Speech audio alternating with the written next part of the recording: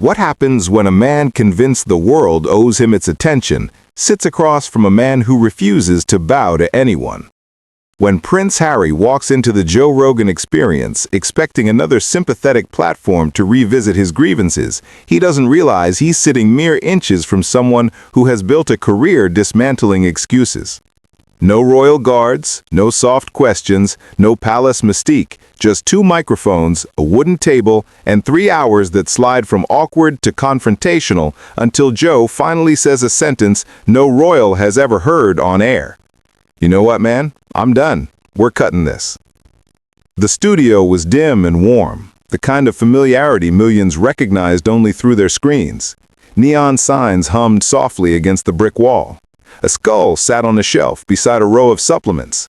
Ashtrays, half-empty water bottles, and a stack of Rogan's barely touched notes cluttered the wooden table. Joe slipped on his headphones, glanced at his producer through the glass, then turned to face his guest. 3, 2, 1, and we're live. He flashed his signature grin. Prince Harry is in the building, ladies and gentlemen. Or I should say, Harry. You've been just Harry for a while now, right? Across from him, Harry adjusted his headset, jaw tightening. He wore a dark sweater, expensive yet styled to appear casual.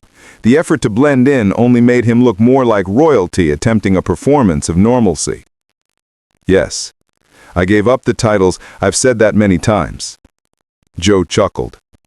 Yeah, but you still put Prince in the book title, man. A ripple of laughter floated from the control room.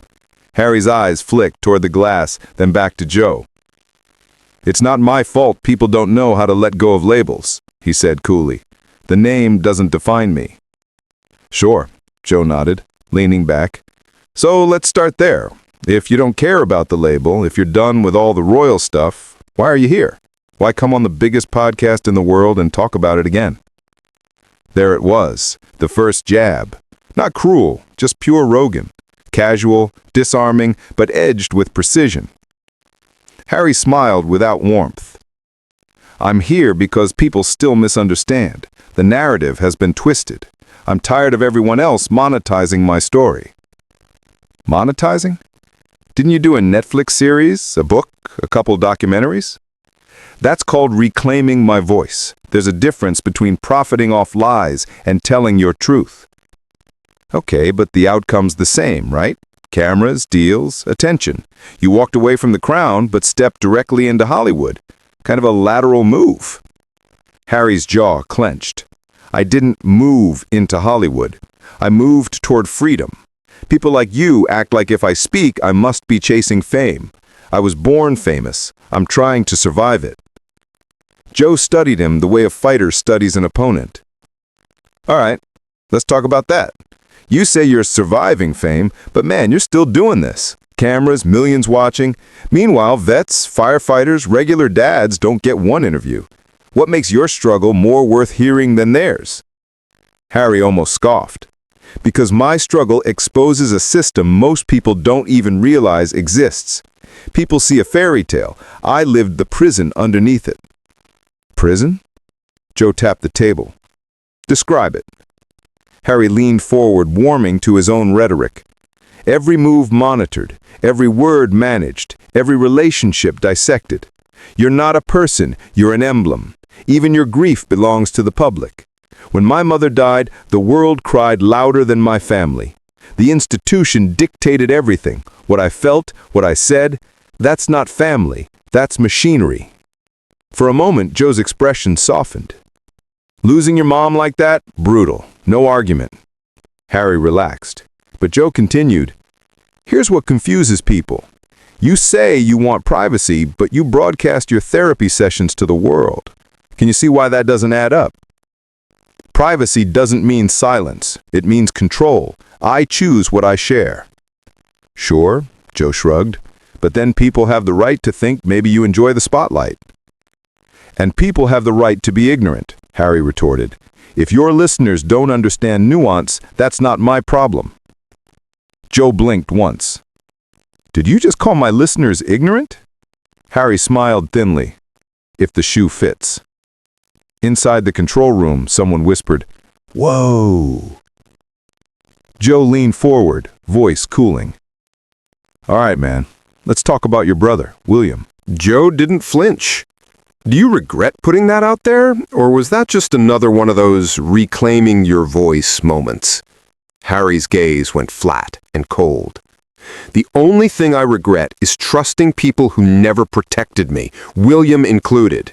I didn't expose anything that wasn't already rotting under the surface. Joe raised an eyebrow. But he didn't write a book about you.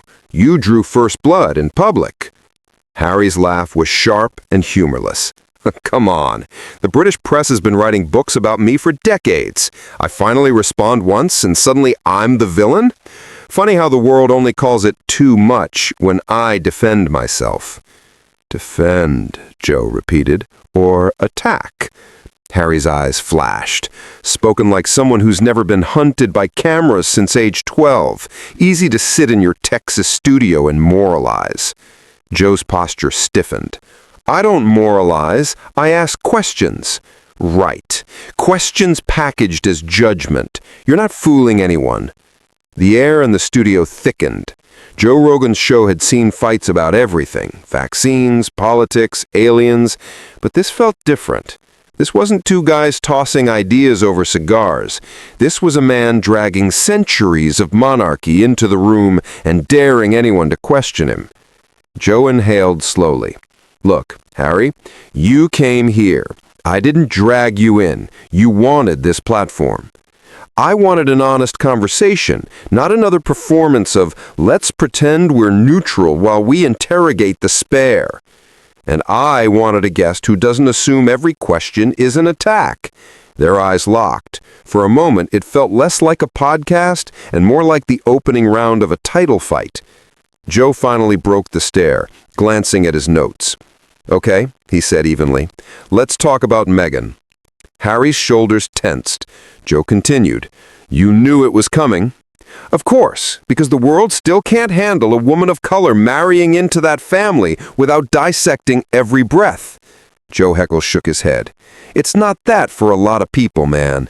They see a pattern. Every time something goes wrong, it's the crown, the press, the institution, racism, tabloids. Never you too. Harry's reply came low and icy. That's because we're not the problem. Joe tapped his fingers on the table. Yeah? We'll see what people think after this interview. Something in Harry's expression shifted. Defensive became dangerous. This wasn't an interview anymore. It was a battlefield.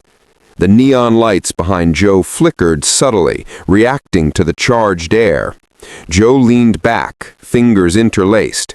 Across from him, Harry leaned forward, arms crossed, jaw rigid, wearing the look of a man convinced he was being persecuted rather than questioned. Let's stay with Meghan, Joe said calmly. You say people dissect her every breath. But let me ask you something simple. Do you think any criticism of her is valid? Or is every negative story automatically part of some conspiracy? Harry inhaled sharply. When you're married to a woman as powerful and misunderstood as Meghan, criticism is rarely about facts. It's jealousy, ignorance, racism. Joe rubbed his forehead. That's a heavy generalization. Are you telling me millions of people across different countries all share the same motives? Millions of uninformed people? Yes, it happens. Joe gave a single tired laugh. You hear how that sounds, right? Like anyone who disagrees with you is beneath you. Harry smirked. If they're repeating tabloid nonsense, then yes, they are.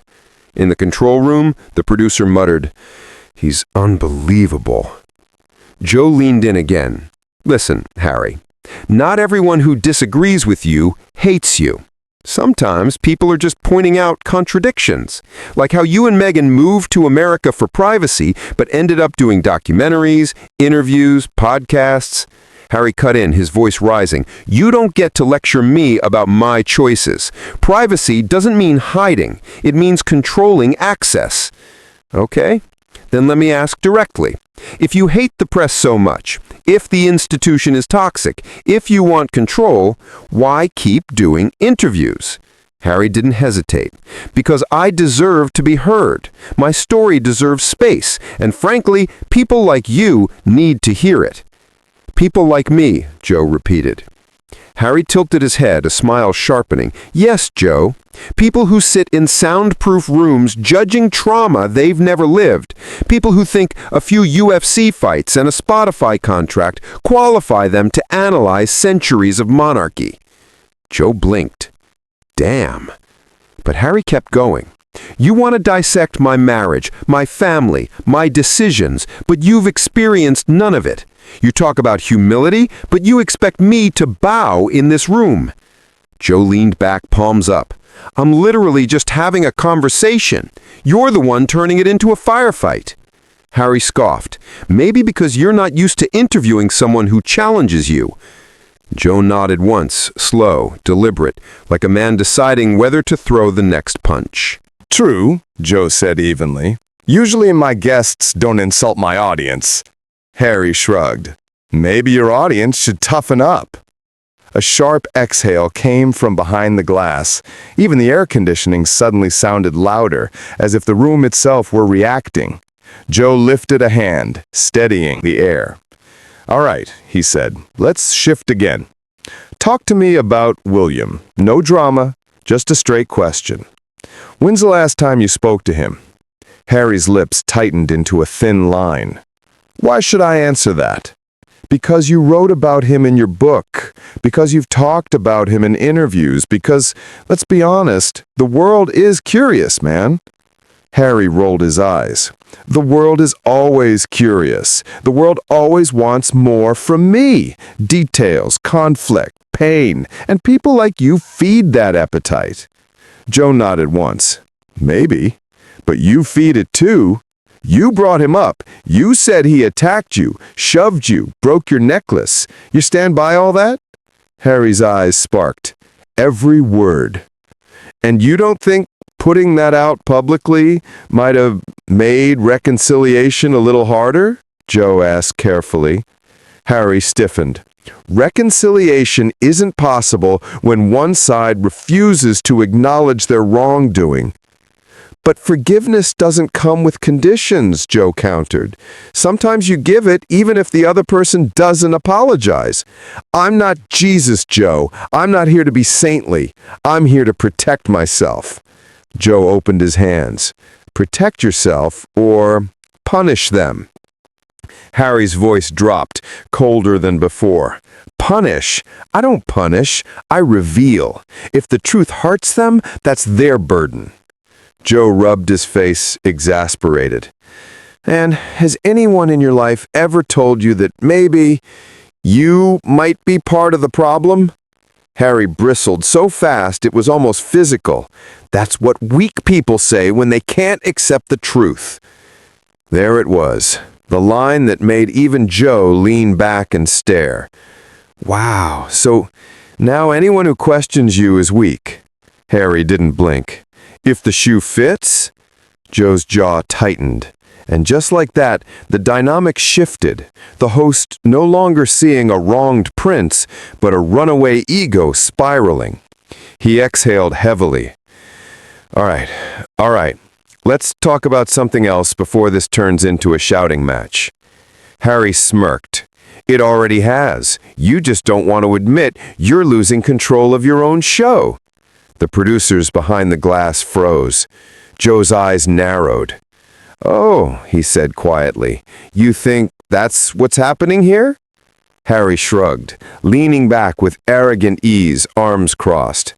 I've dealt with tougher interrogations. If this is the best you've got, I'm not impressed. Joe stared at him, lips pressed together, breathing slowly through his nose. For the first time all interview, Joe Rogan looked genuinely irritated. The studio air thickened to the point it felt almost solid. The producers behind the glass watched the monitors like they were witnessing a slow-motion crash. Harry appeared perfectly satisfied, chin lifted, the smugness of someone who believed he'd scored an invisible point. Joe finally breathed out. All right. Let's get back on track. Harry smirked. Didn't realize we left the track? Joe ignored the jab. So, Harry, let me ask you about responsibility. Harry laughed, a short, amused scoff. That's rich coming from you. Joe lifted a hand again. Dude, this isn't a sparring match. I'm just trying to have a conversation. Harry leaned forward, voice slicing sharp. No, Joe, you're trying to corner me. Same tactic as everyone else. Ask a loaded question, wait for me to react, then act shocked. Joe closed his eyes briefly. Okay, forget responsibility. Let's talk about the book. Harry's expression shifted, pride coated with annoyance. In Spare, you revealed some seriously personal stuff. Your brother, your father, even your frostbite situation. A few quiet chuckles leaked from the crew. Harry shot them a glare that silenced the room. Joe continued, Do you regret any of it now? Harry answered instantly, No. Everything I wrote needed to be said. Even the part about William knocking you to the floor over Megan? Joe pressed. Yes, especially that part. And the necklace breaking, the dog bowl. Joe, Harry snapped, if you're going to mock my trauma, this conversation is over. I'm not mocking, Joe said calmly. I'm asking if maybe, just maybe, you overshared. Harry scoffed. Overshared. That's the world's problem. Everyone's too sensitive. How else was I supposed to tell my story? Whisper it to myself in the mirror? Joe leaned forward. No one's asking you to hide, but there's a difference between openness and dumping every private detail on the public. Harry shrugged. The public deserves the truth. Joe blinked. Dude, the public doesn't deserve anything from your family's private life.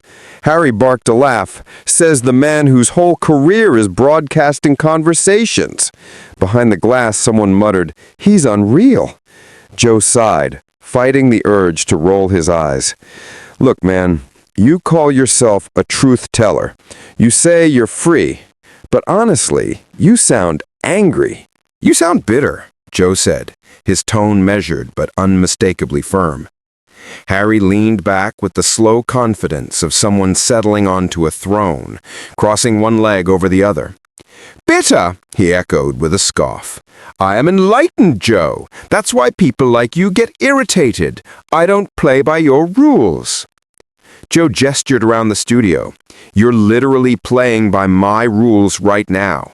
This is my place, my show, my studio. Harry smirked. And yet, you seem threatened? That line, soft, almost tossed out as an afterthought, hit the room like a crack of thunder. Something subtle but unmistakable shifted. Joe paused, lowering his headphones onto the table with careful precision. Threatened? He repeated quietly. By you? Harry shrugged with casual arrogance. You're getting flustered. Joe blinked once, slowly, then leaned back. All right, he said, the calm in his voice sharp enough to cut glass. Let's talk about William again. Instantly, Harry's entire posture hardened, his jaw locked, eyes darkening. No! The word landed like a slammed door. Joe tried again, gentle but persistent. Why? You've been open about everything else. Harry muttered under his breath, the irritation finally cracking through his veneer. Because I'm tired of you people asking the same things. William this, William that. Maybe talk about my achievements for once. Joe stared at him, genuinely puzzled. Okay, sure. What achievement would you like to talk about? Harry hesitated, a beat too long. Joe noticed. The crew noticed. Even Harry seemed aware he'd paused, because he snapped back with, You wouldn't understand. Try me. Harry straightened, spine stiff, chin lifted like he was posing for a portrait. I've built a global platform, redefined what it means to be a modern royal, exposed corruption, inspired millions. Joe's eyebrows lifted. Did you, though? What's that supposed to mean? Joe kept his voice steady. When people talk about you now, it's not accomplishments they bring up. It's the interviews, the fights, the drama, the complaints. Harry jabbed a finger at him because the media twisted everything. I'm not the media. I'm one guy asking you questions you agreed to answer. Oh, you Americans are all the same. That did it. A ripple moved through the room, uncomfortable, unmistakable. Joe leaned in, voice cooling by several degrees. And what does that mean? Harry shrugged with theatrical arrogance. Blind patriotism, loud opinions, no understanding of real monarchy. You worship celebrities and think it makes you important. Joe blinked twice slowly. Then he sat back, expression turning sharp. Harry, he warned, be careful. Harry chuckled. Careful of what? Joe didn't blink. Careful you don't lose whatever sympathy you have left. Harry waved a dismissive hand. I don't need sympathy from peasants. The control room froze. Two camera operators stiffened. Silence fell like a dropped curtain. Peasants? Joe repeated, barely above a whisper. That's what you think of people? Harry smirked. If the word fits. Joe inhaled deeply. You do realize you're not in a palace, right? You're in Texas, in my studio, with my team, with regular people. Harry shrugged. And? Joe leaned forward, voice low. You're not doing yourself any favors, man. Harry laughed lightly. I don't need favors. I'm Prince Harry. For a moment, Joe looked like he might end the interview on the spot. Instead, he stood up abruptly. Let's take a break. Harry smirked triumphantly. Thought you'd say that. Joe didn't respond. He walked off. And for the first time all day, Harry's smirk trembled at the edges. The 4-minute break felt like an hour. The crew whispered quietly, some shaking their heads. Harry sat alone, tapping his fingers against the table as if waiting for servants to return. Off camera, Joe stood with arms crossed, talking to a pale producer. Are you sure you want to finish this? The producer asked. Joe exhaled hard. We're finishing it, but on my terms. When he returned, something in him had changed. The calm was still there, but now it was the eye of a storm. He sat, adjusted the mic, stared directly at Harry. We good? He asked. I don't know, Joe. Are you good? You seemed awfully flustered before. He ignored it. Let's keep going. The cameras clicked back on. Before the break, you called the public peasants. You understand how... Oh, for God's sake, you Americans can't take a joke. It was sarcasm. You said it 3 times. Well, some truths slip out when one's exhausted. So you meant it.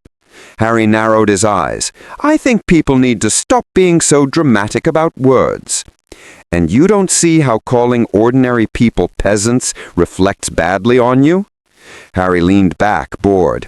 If people are offended, maybe they should examine why the word fits. One crew member whispered, He's burying himself. Joe inhaled again, long, tired, thinning in patience. And Harry? He just smiled. All right, Joe said, adjusting his mic. Let's talk about Megan. Harry's eyes sharpened instantly, like a blade catching light. His voice tightened. What about Megan? There have been rumors, Joe began, calm as ever. Harry leaned forward so abruptly the camera operator flinched. Rumors you will not repeat. Joe didn't blink. Harry, you came here to have a conversation. I talk to everyone the same way. Musicians, comedians, presidents. If something big is in the news, then ignore it. Stop feeding the tabloids' obsession with my wife. Joe folded his hands, steady. I'm not feeding anything.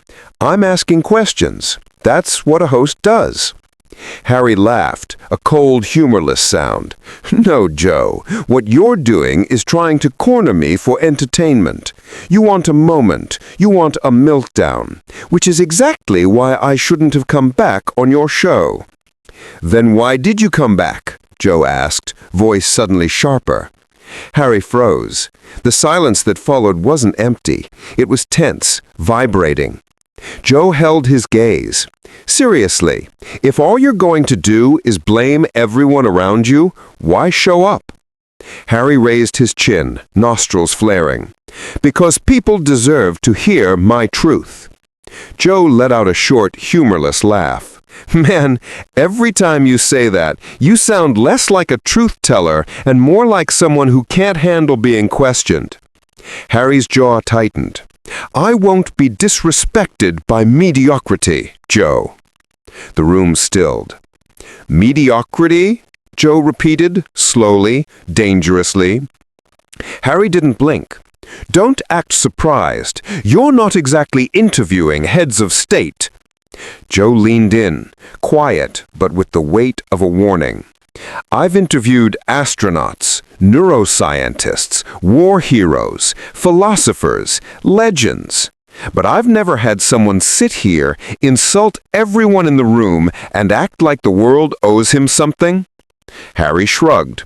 The world does owe me something. Joe blinked, stunned. You're serious? Harry lifted both hands. I was born into duty, into expectations, into a system that suffocated me. The least people can do is understand my pain. Harry, you live in a mansion in Montecito. And does comfort erase pain? Harry spat back. You Americans are obsessed with money. You think wealth equals happiness. It's pathetic, honestly. Joe inhaled through his teeth. Okay, enough. Touch a nerve?